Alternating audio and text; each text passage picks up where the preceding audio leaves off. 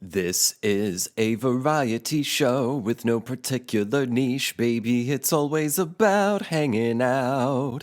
Maybe we'll laugh at some stuff, maybe we'll learn something new, but it's always about hanging out, me and you.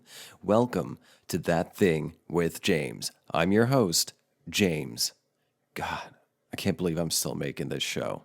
Welcome to the show. So, when this episode comes out, it will have been a year since I took a month's, plural, long hiatus from doing this show.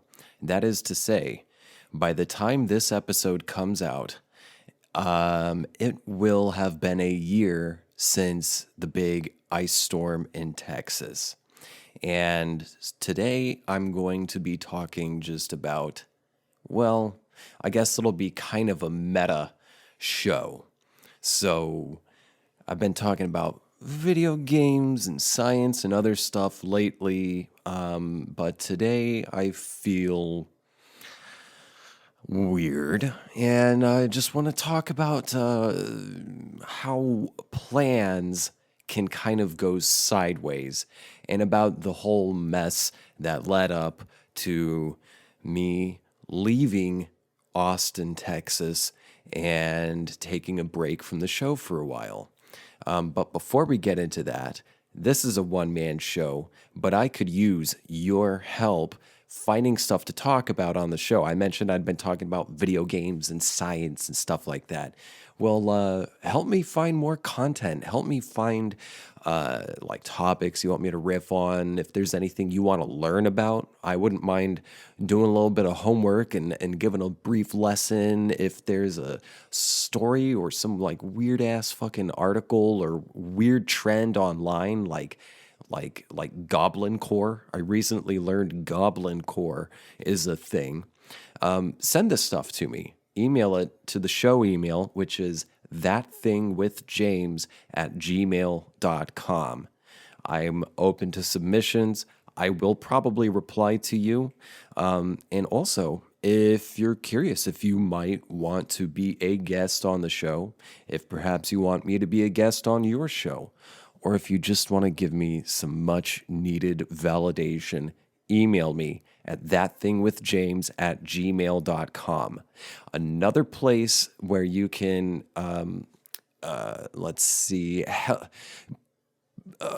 put videos and shit like that, memes and everything, is on my Reddit, r/thatthingwithjames. Yeah. I'm the only mod there, so you can probably get away with some shit until I log in and check it again. r/thatthingwithjames on Reddit. And you can also find me on TikTok, Twitter, and Instagram. My handle on all three is @JamesJAsher. And you can find all that information in the show description. Funny enough, speaking of TikTok, I think today is Sunday, February 6th. So I record these episodes a week before they come out, more or less. Sunday?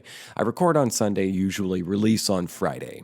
And between that time, I edit and spend hours putting this fucking thing together and getting it out there and everything. But a couple days ago, from the time of me recording right now, I posted something on TikTok, totally random, and some random person called like BBC in your mom commented on this video, completely apropos of nothing, completely irrelevant, non sequitur, commented, "Fake Henry Cavill." To which I replied, "Am real Henry Cavill." To which they replied, "No, you're not." To which I replied, "Afraid I am." To which they replied, "Where are your muscles? Wait, how old are you?" To which I replied, "Muscles under my skin. Age, Henry Cavill." To which they replied, "Henry Cavill is not an age." To which I replied, "LOL." And this is where I made my mistake. "How old do you think I am?" To which they replied, and this is probably a fucking 13-year-old, they replied, 40. I'm 34 years old. They replied, 40. To which I then went and looked up Henry Cavill's age because I knew he was around my age. He's 38.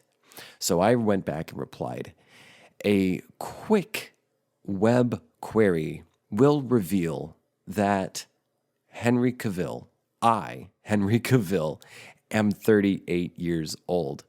To which they replied, no, you're just some old man. You're not Henry Cavill. And then they replied again, you don't even have a British accent. To which I made a video reply saying, you found me out. You figured it out. I am the real Henry Cavill. And I was having a good time before you blew up my spot. Now, I was incognito, so I didn't have to deal with peeing your pants 5-year-olds like yourself. Thanks for that. And they have, I'm sure, replied, and I just haven't checked it out because I've been busy playing Mass Effect. I recently downloaded Mass Effect, the Legendary Edition. I was kind of on the fence about it because I remember when it came out, people were saying, this isn't really much of a remastering. It's still kind of old controls and everything. So I was on the fence about it, but it was on a major sale for like cheap on the PlayStation Network, video PlayStation Store. And my gut just said get it. And I got it. And I was like, I don't know. Should I have just saved my money for Elden Ring, which comes out at the end of the month? So I was a little iffy. But this Legendary Edition, it's a remaster of the first 3 Mass Effect games, which I have never played. I've only played one Mass Effect game, and it was Mass Effect Andromeda, and I enjoyed it pretty well. It was pretty good. It got boring over halfway through, but it was a pretty enjoyable game. And as I understand it, Andromeda is by far the weakest game in the series. But that was the only one I played until now, so I'm in my first time in Mass Effect 1, and I am enjoying it. I'm still in the early phases, like the story's moving forward, but I can definitely tell how much better the story and just the level layout and the fighting and everything. It's a totally different game, and also Mass Effect Andromeda did not have an original story. It was just basically following Mass Effect 1 from what I've witnessed thus far to a T because you play Shepard's son. So that's why I haven't replied to BBC in your mom. If they do say something saying, look at my username, that's what's in your mom, I will have to reply, yeah, my mom loves the British Broadcasting Corporation, because BBC's pretty fucking good. They've got a good selection of shows. I am what you might consider an enjoyer of British broadcasting, British television. It's good stuff. I like it. Well, all that said, that has nothing to do with the fact that I make one weekly bonus episode every week. That's redundant. I make one new bonus episode every week and release it out to the internet to a specific site for free. And I've got a whole back catalog.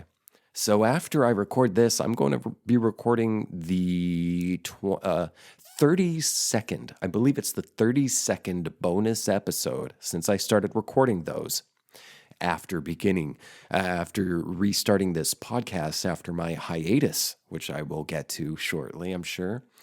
I will be recording the 32nd bonus episode, and you can access those for free. I don't do no pay-per-view thing. You can get access to those by supporting the show. Just go to patreon.com/thatthingwithjames if you like this, if you want to support the show, if you want to see it get more better and gooder and go in new and exciting directions, please consider supporting the show. Patreon.com/thatthingwithjames, and in return, you will get access to all the other and all the new coming bonus episodes plus perks for different tiers. I've got shouts out. I'll do verbal shout outs, text shout outs, and even I've got one in which I am willing and will handwrite and snail mail to you a thank you letter thanking you for your generous donations at that particular tier. So again, if you feel so inclined, if you like this, if you want to see this show grow, please consider becoming a patron at patreon.com/thatthingwithjames. Your contributions are greatly appreciated and they do help a lot. Okay, so I said I was going to talk about some stuff, and I'm about to do that after I take this quick drink of this delicious strawberry flavored Waterloo. So give me just a second to wet my whistle.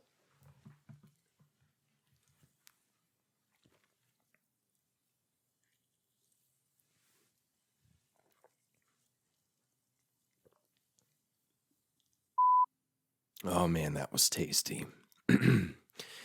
So, as I mentioned, this is going to be a sort of a meta episode, or maybe a better word would be a sort of autobiographical episode. So, if you're into learning about people and stuff, stay tuned because I got quite a lot to say.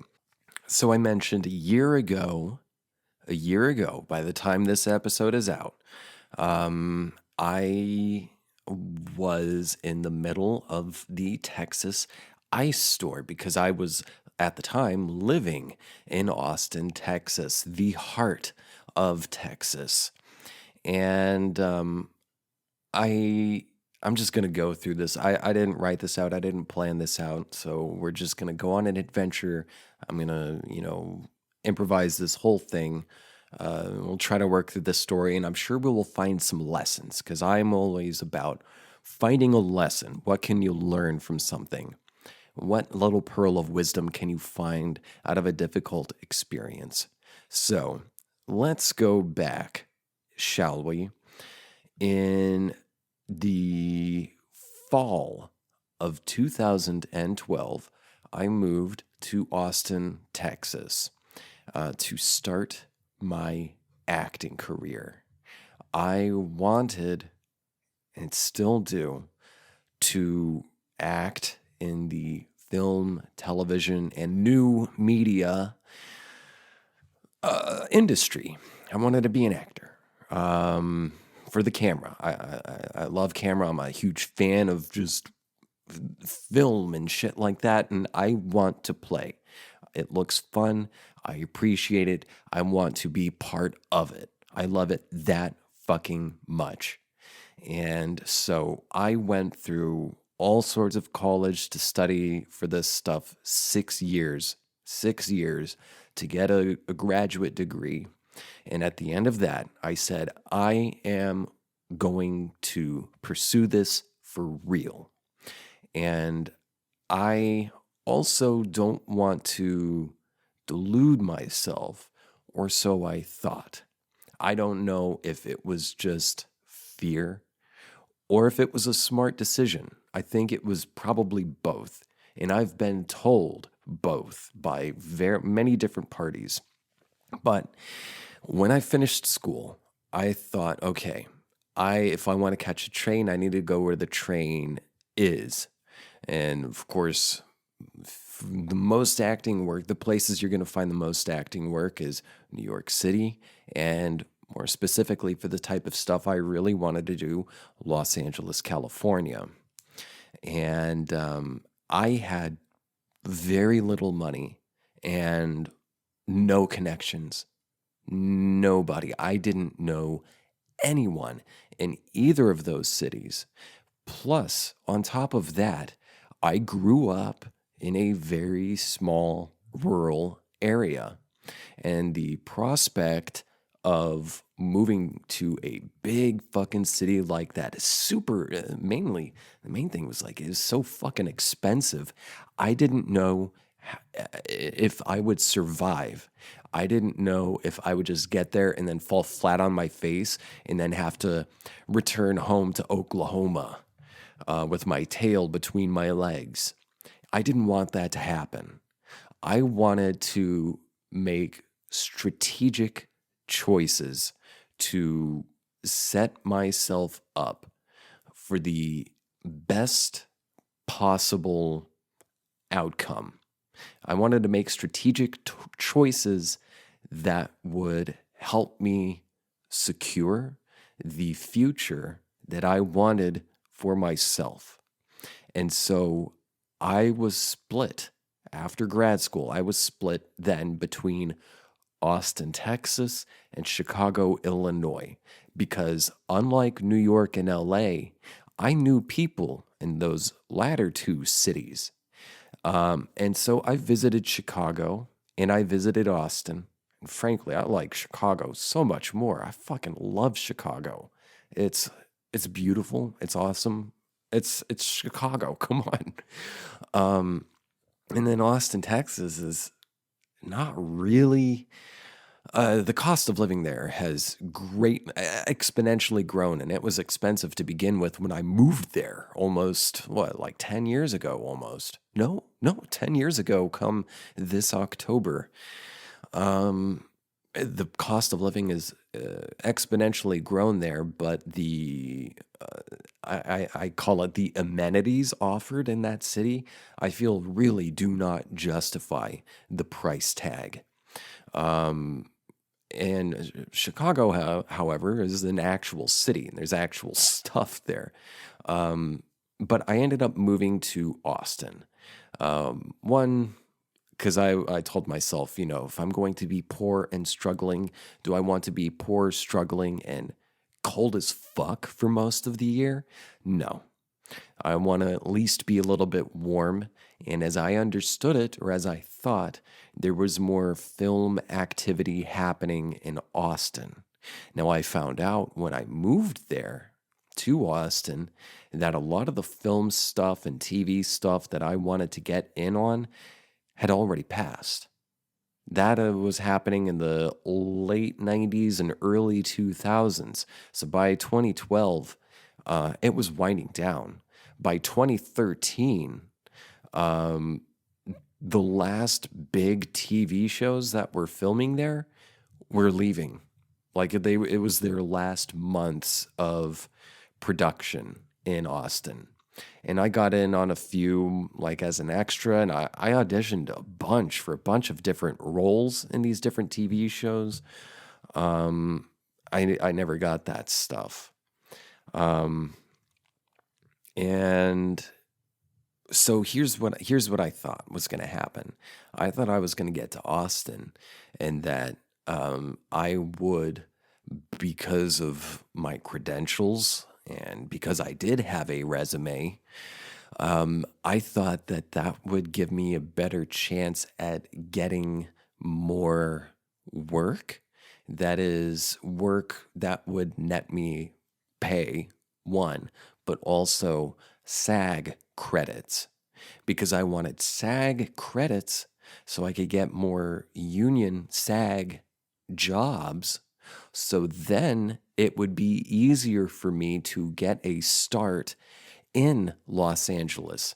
I thought I was only going to be in Austin for, say, 3 years tops.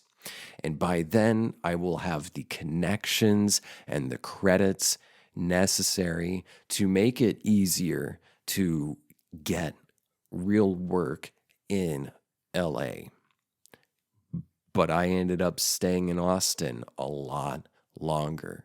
I got into a bit of legal issues with a, see, I got into a wreck with a drunk driver, and I got ticketed for what was it? What was it? Obstruction of highway passageway. And that's a whole other fucking episode on its own. Needless to say, I had to be on probation for about a year and a half. And so that set me back. And my first talent agent there turned out to be a total fucking con man. So that set me back. I went without representation or work for a full year, and then I managed to get in with a different agent who was not a scammer. Um, and I got a lot of commercial work. I did a few plays in which I was really bad. I'm not going to lie.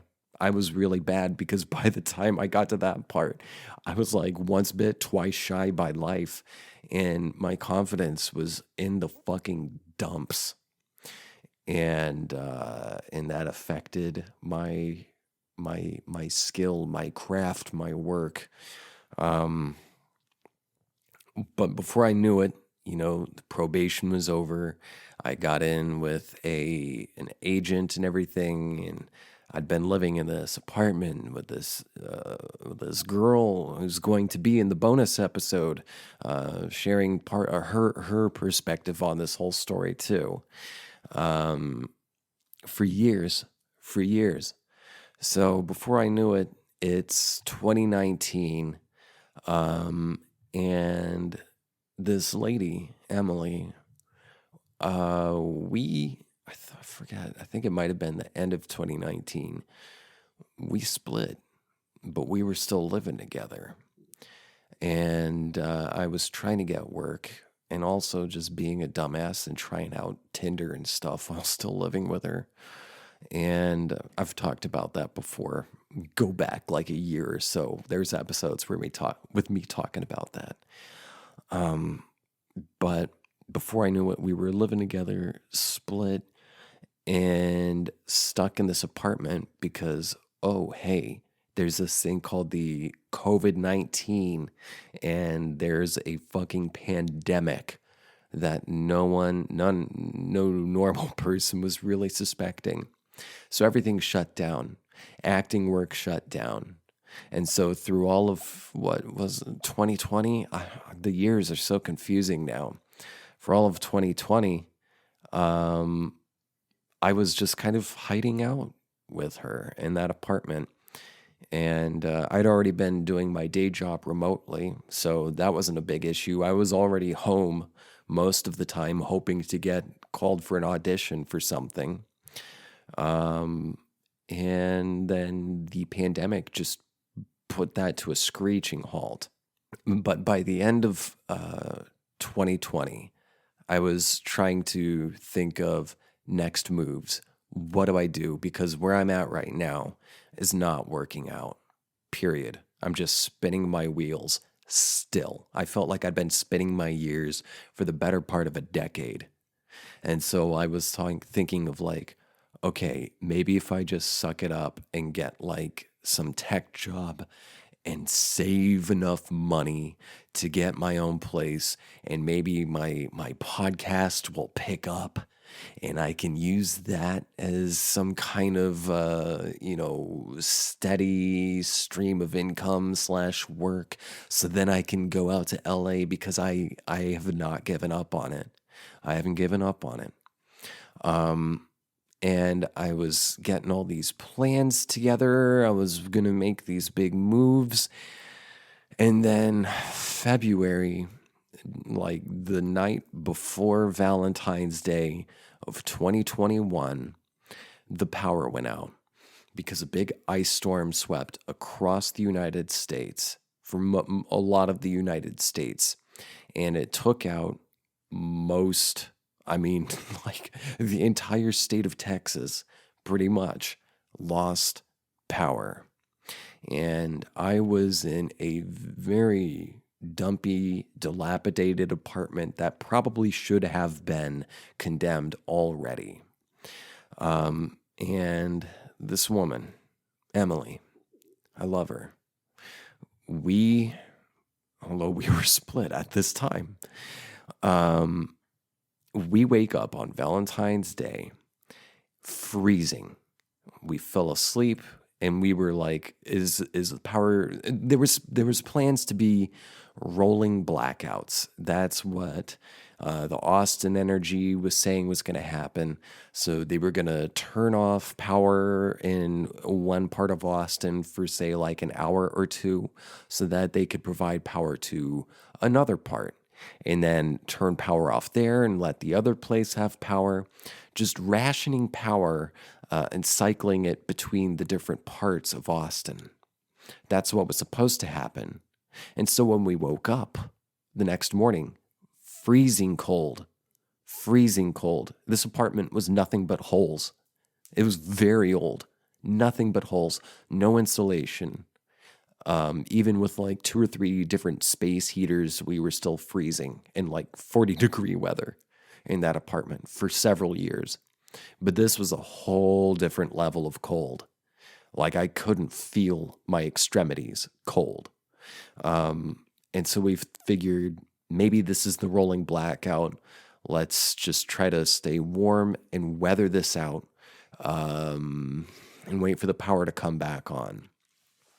And let me say, it was so cold in the apartment. We had a memory foam bed and memory foam pillows, and that foam was rock hard. Because the reason memory foam, squishes is because it reacts to heat. Heat will make it squish. Cold will make it more firm. Well, this shit was all rock hard. And after an hour, 2 hours, we started to figure out maybe, just maybe, the power is not going to come back on. And mind you, everything outside is covered in ice. I mean, it was a lot of ice, a lot of snow and frost and everything.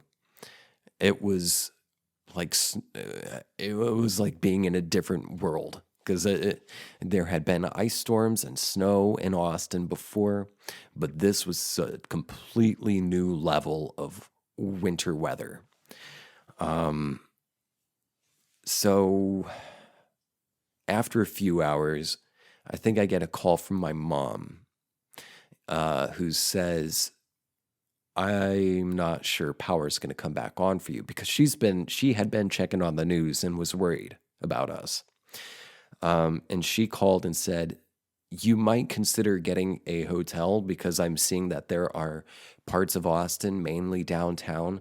Downtown has power, and there are hotel rooms, and those rooms are getting nabbed up very quickly. Seriously consider it. And I was saying, and I didn't realize it, but she pointed out to me later, like even recently, kind of brought it up to me, how just out of it I was. Like my entire body by this point, for me and Emily, our bodies were both at the same time numb and experiencing pain, like a sort of achy, sharpish, numb-ish pain. And we were very sluggish, could barely move. I couldn't move my fingers. I couldn't move my toes. I could barely move my ankles and wrists.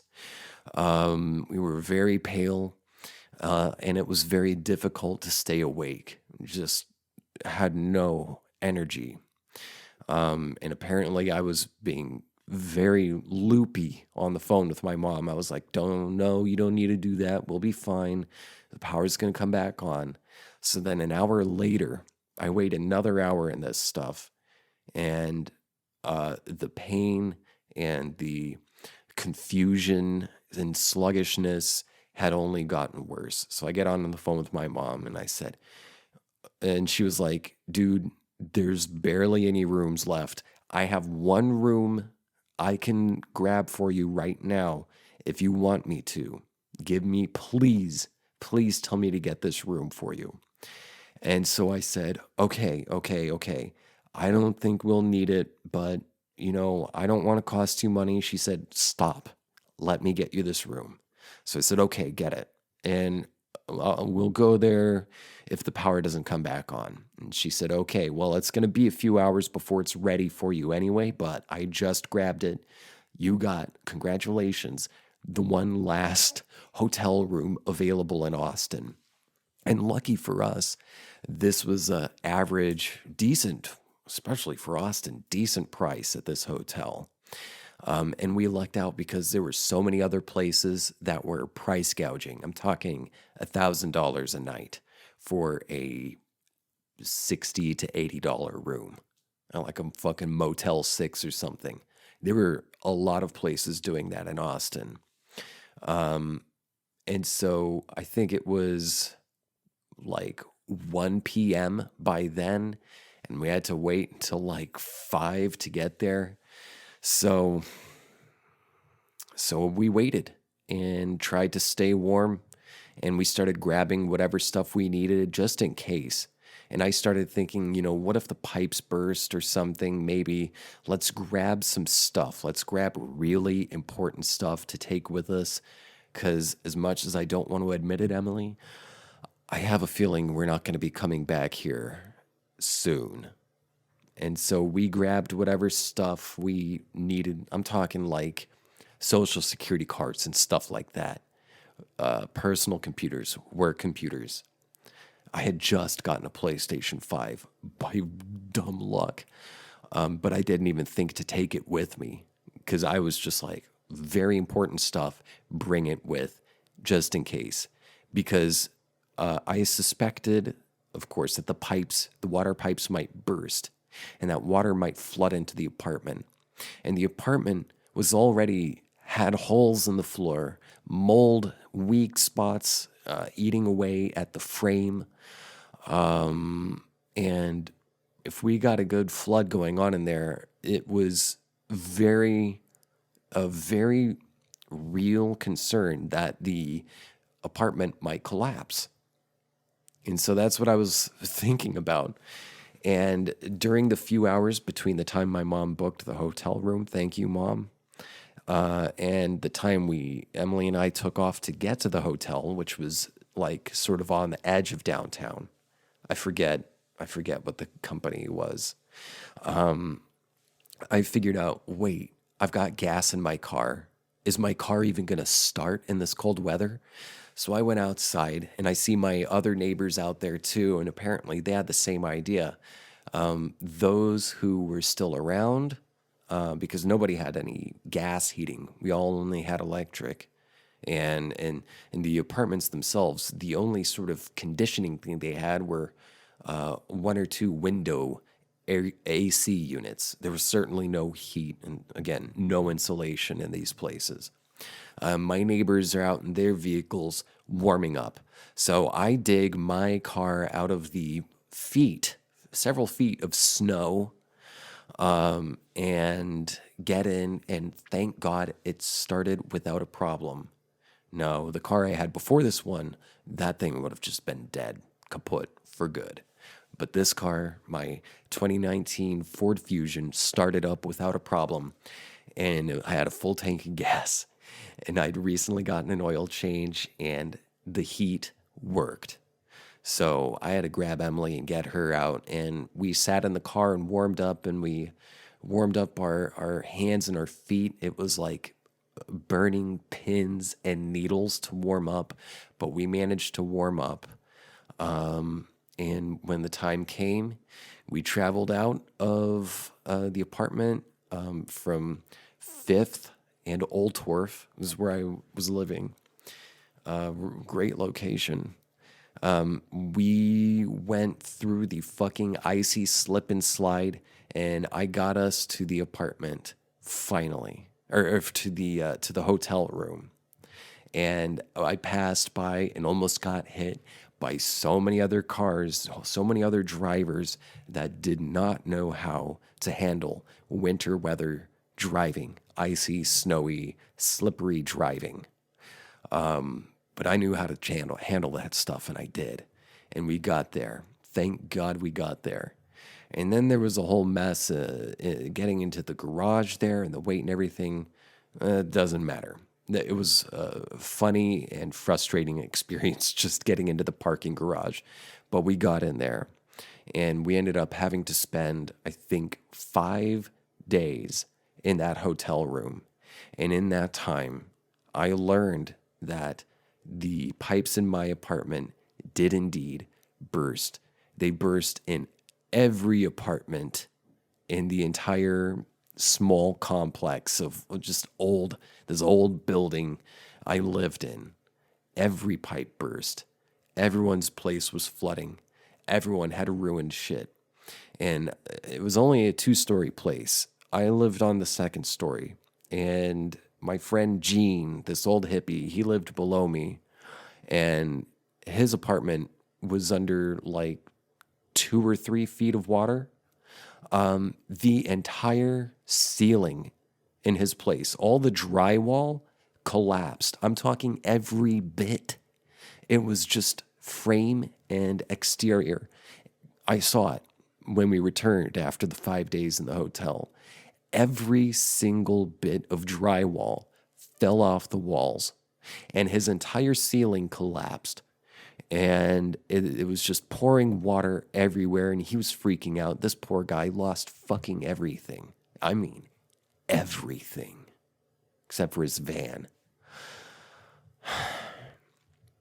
We didn't lose as much, but when I was on the horn with him and the landlord, I was trying to get people like, figure out, turn off the breakers and stuff like this, because if there's sitting water, it can be an electrocution hazard, and then that can be a fire hazard. The place could burn down. When Gene said his ceiling had collapsed, I thought the fucking floor had collapsed in my apartment. That poor guy. And I was going back and forth with the landlord, who was saying, "Oh, you need to get out here and do this." And I'm like, dude, I can't even fucking get there. I barely got out. It's your place. You live closer. You take care of it. So we finally went out there and like shut off the water. I think Gene actually shut off the water main. I'm sure Bob said he did it himself, the landlord. And then he was like, "Oh, leave the power on." And I said, "That's a fucking problem, and it's a fire hazard." And he said, "No, it's fine. That wouldn't work out. Not unless there's a short." He wasn't making any fucking sense. He's an idiot. A landlord's an idiot. Oh, how about that? And I'm trying to wrap up this long fucking story. I ended up having to leave Austin for a while. Emily and I got one offer at a place to stay, but we knew we were not going to be able to stay in that apartment. When we got back, the state of it, we had plenty of fucking wall falling out. Most of our shit was ruined. My PlayStation made it. I had it up high enough off the ground, thank God. But most of our shit was ruined. And we salvaged what we could and pulled up our stakes and went to stay with my sister in the Houston metro area. And we stayed with her for and her husband for 2 or 3 weeks. And in that time, it was a very stressful time. I was like, do I go back to Austin? Because Emily and I were still split. Do I go back to Austin and try to figure out some place that I most definitely can't afford to live, and find work? And how's that going to affect the acting work and all this other stuff? And Emily was just not going to go back. She had offers to go to Boston or wherever, but we kind of, I don't know, felt magnetically drawn to each other. At least I felt that way to her. I didn't want to leave her. And so we ended up coming to Oklahoma and staying with my parents for a few months and getting a place in Tulsa. And we got a lease in this apartment that I'm in right now, making this episode. We got a lease here for 6 months. And at the end of that 6 months, it was like November and it was starting to get colder again. And we were both like, I do not feel like uprooting my life yet a fucking again after losing a home, starving most definitely having hypothermia. We had like legit hypothermia in the old apartment. And then going and staying in Houston and dealing with bullshit. And then going and staying with my parents and dealing with some different bullshit.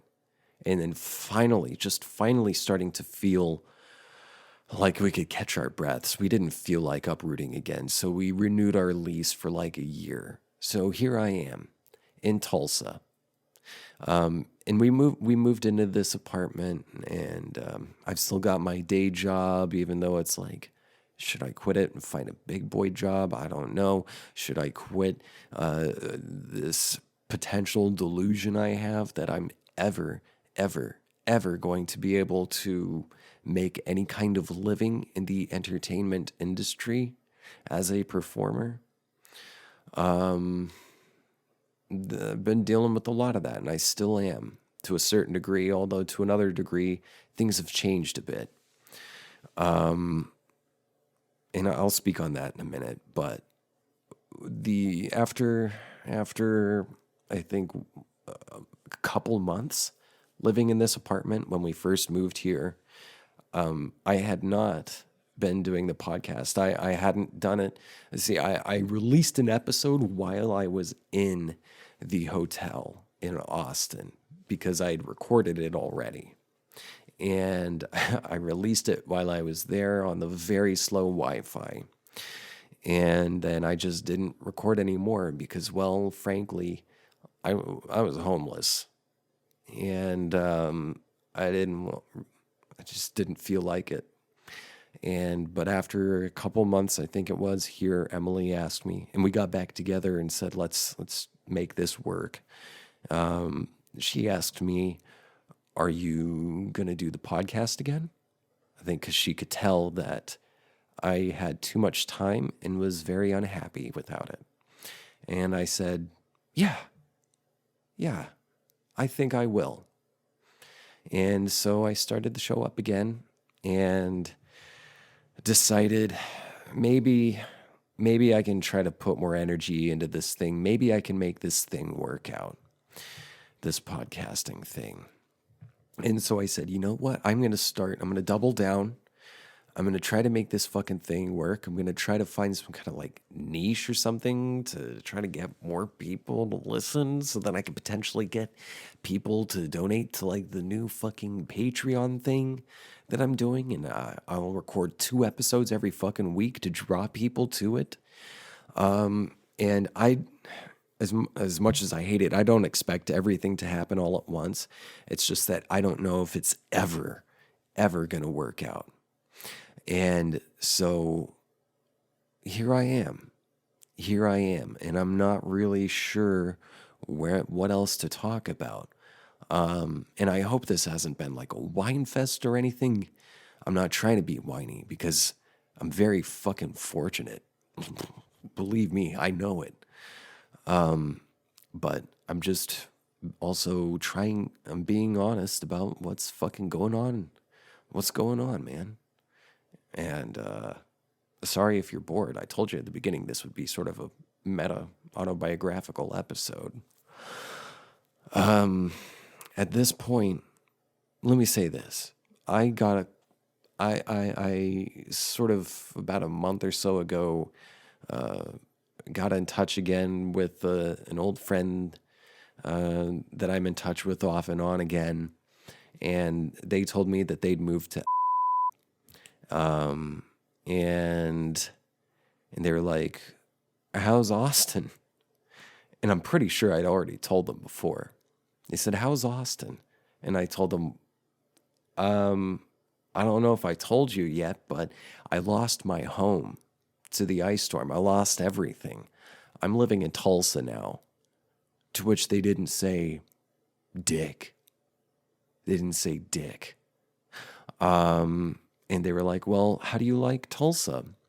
And I replied with, well, that is a complicated question. I always thought I would be living in Los Angeles at this point in my life, so I guess I'm just trying to figure out what to do right now.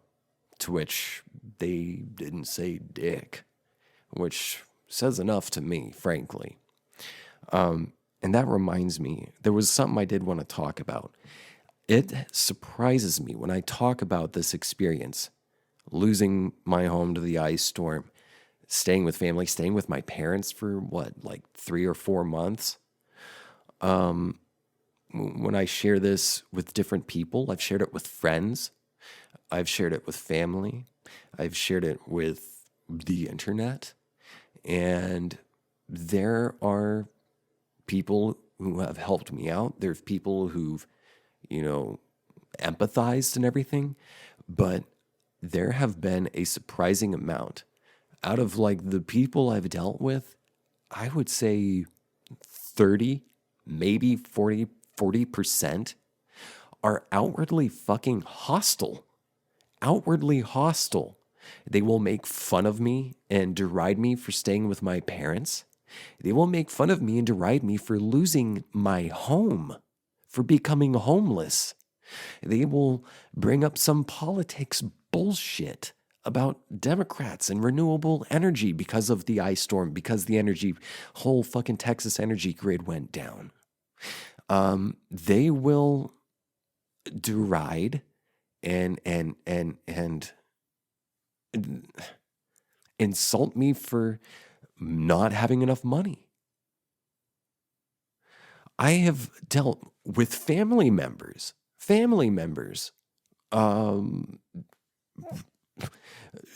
trying to, be diplomatic about it, but basically straight up saying to my face, well, this is your fault. This is your fault. It is surprising the amount of people who are outwardly hostile and who have told me that it was my fucking fault. All of that, a natural disaster that I was asking for, that I brought it on myself. I'm still not sure how to deal with that. I will say, though, that I've learned a lot about some people's character, both good and bad. And I've also, learned a lot about the people who insult me and deride me for being a victim of this fucking thing, a natural disaster. I feel sorry for those people. I feel they lack a lot of love in their lives. That's the only reason I could think that someone would lack that much empathy, have that much of a vacuum of empathy. Who hurt you is what I have to say to them. I'm sorry you feel that way. Who hurt you? And so, yeah. Here I am, rock you like a hurricane. I'm still committed to making shit work. I still want to be in the film, television, and new media industry. I've tried to let it go. I can't let it go. It could be complete fucking delusion. But you know what? Why not? Because everything else is delusional. Because nothing else is guaranteed. You can have the best laid fucking plans, and then a strong wind could just blow everything over. No matter how smart, or how hard you plan, you don't have control over everything. There are larger forces at play, and they can rock your world when you least expect it.